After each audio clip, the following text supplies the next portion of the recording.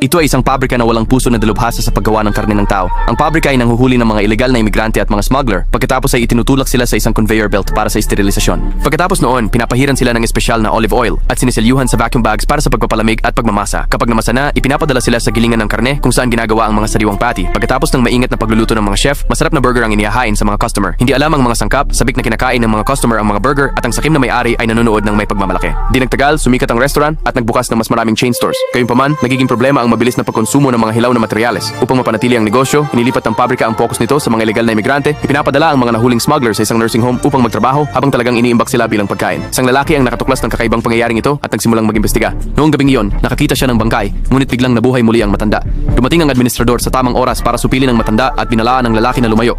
Gayunpaman, nalantad ang nakakagulat na katotohanan. Ang mga matatandang ito ay talagang mga kabataan na pinakain ng mga hormone para mabilis silang tumanda, ginagawa ang kanilang karne na malambot at makatas. Natagpuan ng lalaki ang nawawala niyang kapatid na babae sa pamamagitan ng tattoo, ngunit sa kanyang investigasyon, natuklasan siya ng administrador.